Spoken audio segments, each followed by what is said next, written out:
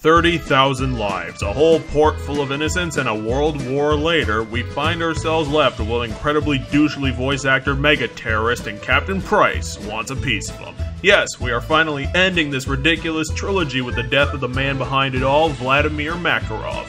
And from the third game, we do learn of his vile nature by revealing that along with planning the instigation of World War III with no Russian in the last game, it turns out that he was also the one holding the trigger for the nuke in the first game, which turned Shepard insane. Makarov at this point has temporarily lost all of his influence and is a mad dog that needs to be put down.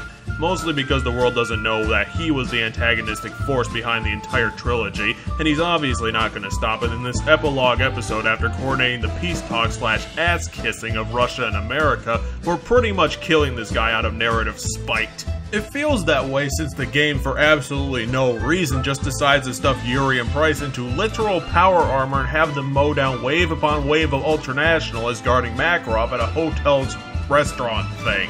I thought it was going to be a fun endgame treat just to have the player finish him off in practical god mode power fantasy style until it snaps you back into reality for the ass-reamingly difficult second half. It wouldn't be so bad, shotgun-wielding enemies notwithstanding, but they also put on a damn time limit. The 4-minute requirement constantly ticking down puts the player on edge and unconsciously puts them in a worse position to run into every single damn enemy, and spoiler alert, combining shotgun wielders and door frame guards is the absolute worst, and I'd call it troll developing if it were longer, but honestly it's just a few rooms to ending stuff.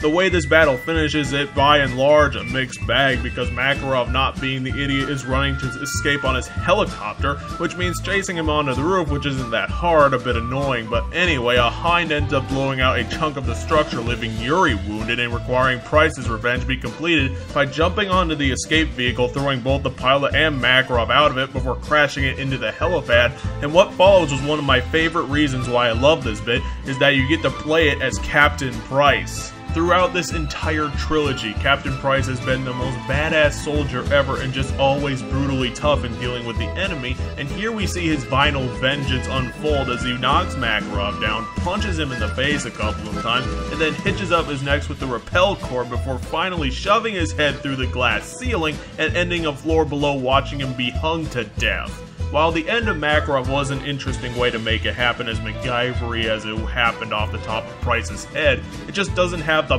punch that was needed by a series that peaked in its second act, so to speak. I mean, this guy was literally who put together 90% of the plot of the Modern Warfare series, and he ends up pulling a Lucian death. Pretty disappointing considering General Shepard got the better treatment, but whatever, I'll give it a 16 out of 30, but again, moving on. Well, here we are, moving to catch the brass ring in the final installment that starts with us needing to stop the entire Russian continent from destroying America, which was remarkably easy by using their own missile technology against them. Wait, let me get this straight. America's Delta Force had snuck aboard the control center for Russia's New York invasion, caused it to blow up every Russian force in that city, and then the entire invasion just decided to scarper after that? I have no idea why they just decided to abandon ship after that. Maybe Makarov put this thing together to make the Russians look weak, or to make America look aggressive, or maybe he just likes having sex with destroyed submarine parts. I don't know. But anyway, after that, the disavowed Task Force 141 fixes up soap somehow, and then begins their backdoor workings to try and find and or stop Makarov from taking the submarine part shipment back to him, possibly. We never learn what's in the fucking crate, but we shouldn't rule that out as a possibility. So, Price and their new friend Yuri fail in 2 attempts, obviously. There wouldn't be a story otherwise if they didn't have a fuck-up there.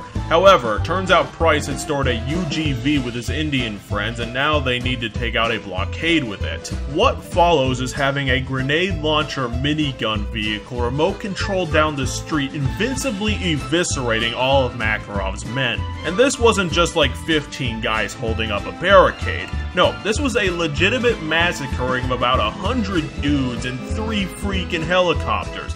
Driving the UGV around made me feel like a fucking monster, like who the hatred guy wishes he could be. Anywho, after Soap and Price botched their jobs in the disavowed unit now being directly helped by his British mentor from COD 4, so there's a whole fun plot hole for you, Frost and his men have to deal with the elephant in the room when Makarov detonates 15 chemical bombs all over Europe.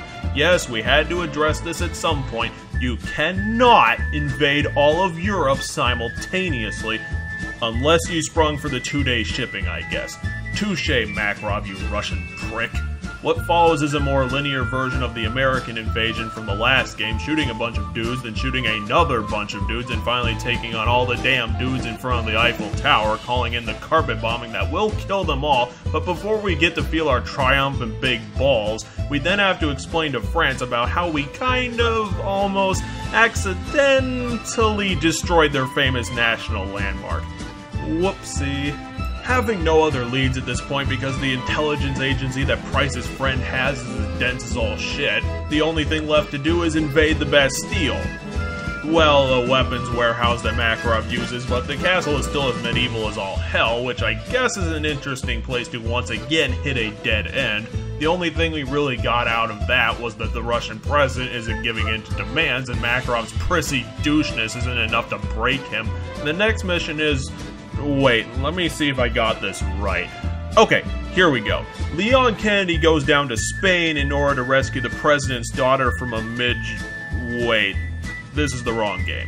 Okay, in this mission we see the Delta forces continuing to work the World War III shtick by saving the president's daughter from a collapsing building. I guess this is right. Honestly, of the 3 things that fell down during Modern Warfare 3, I did like this building the most because it was unexpected and just down the street. So we end up fighting our way to rescue the president's daughter from a closet and reach her just in time to see her getting kidnapped by the ultranationalists, leading to a standoff in a bloody diamond mine with the Delta Force and Task Force 141 teaming up.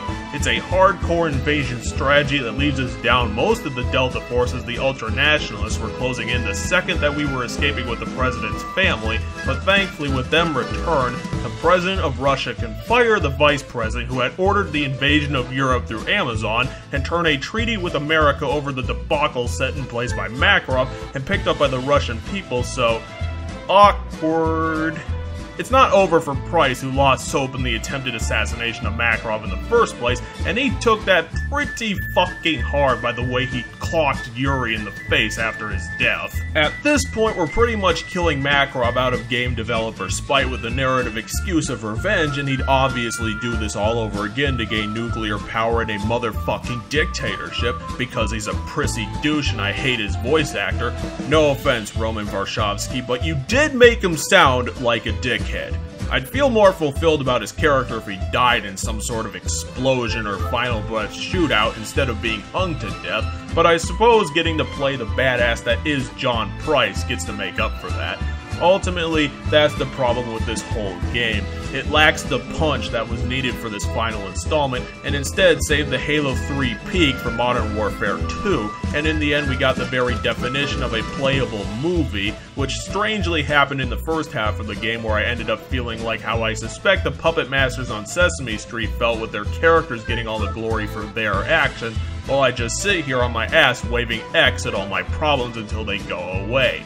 The enemies barely feel like a part of the game, just a hurdle I have to jump over to get at the good stuff, and really, all the killings feel kinda pointless. The second half was where it really picked up though, and got back to what COD is really about, taking a bunch of military hardware and sticking it up the ass of a ton of copy-pasted ones and zeros. Predator drones, the attack helicopter, and a whole host of gun turreting and carpet bomb flaring with a slight garnish of javelin destruction. Another thing was that the whole presidential guard mission of the game really brought to light how, to Call of Duty at least, every protagonist that walks through its doors is about as disposable to them as the batteries we are using to play the damn things is to us. I mean, come on. They gave us one mission with that guy, and the only point to that was to directly show that the Russian president was kidnapped by Makarov.